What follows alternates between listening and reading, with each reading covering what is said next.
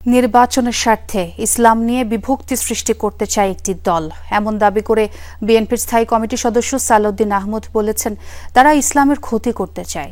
নারায়ণগঞ্জে এক ইসলামী মহাসম্মেলনে রাজনীতির নামে কেউ যেন ইসলামকে ব্যবহার করতে না পারে সে বিষয়ে সজাগ থাকার আহ্বান জানান তিনি। সম্মেলনে ওলামা মাশায়েখদের অভিযোগ, শাহাবাদের কর্মপন্থার বিরোধিতা করে একটি ইসলামী রাজনৈতিক গোষ্ঠী। প্রাণ সসের মাখামাখি টেস্ট নুডলসকে করে তোলে আরো ইয়ামি আরো জোস। প্রাণ সস, সসের বস।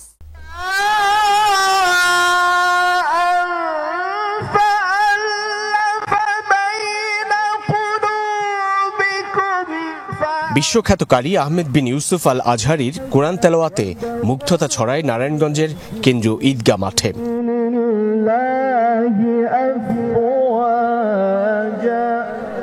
আজমতে সাহাবা মহাসম্মেলনে যোগ দেন সাধারণ মানুষ আর ধর্মীয় শিক্ষার্থীরা। হেফাজতে ইসলাম, জমিয়তে উলামায়ে ইসলামের শীর্ষ নেতৃবৃন্দ সহ আলেম ওলামারা বক্তব্য দেন এই সম্মেলনে। তারা বলেন যে ইসলামী রাজনীতিতে মহানবী সাল্লাল্লাহু আলাইহি ওয়াসাল্লাম ও সাহাবাদের মর্যাদা নিরাপদ নয়, সেটা ইসলামী রাজনীতি হতে পারে না।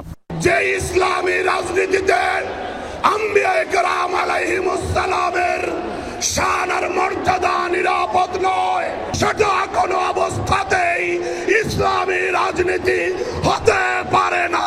और साहबे किराम के दरमियान इख्तिलाफात लिखे हैं, मैं कहता हूँ सबसे पहले कुरान है।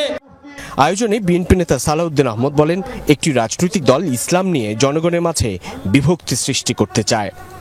যে একটি রাজনৈতিক দল তারা নির্বাচনের স্বার্থে, রাজনীতির স্বার্থে ইসলামকে ব্যবহার করে জাতির মধ্যে বিভক্তি নিয়ে আসতে চায়, বিশেষ করে ইসলামের ক্ষতি করতে চায়।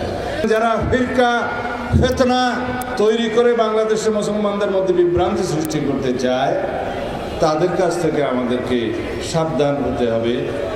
বিএনপির এই নেতা বলেন, বিগত ফ্যাসিবাদী সরকার ছিল ইসলাম ও আলেম বিদ্বেষী। আদর্শিক রাজনীতির মধ্য দিয়ে নতুন বাংলাদেশ গড়ার আহ্বান জানান তিনি।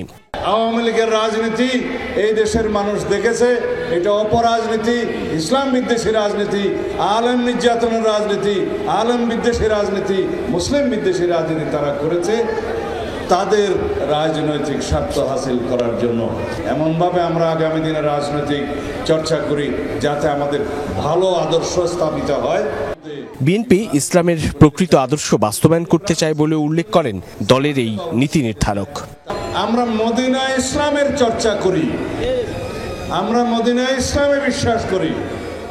সাইফুদ্দিন রবিন, যমুনা নিউজ, নারায়ণগঞ্জ।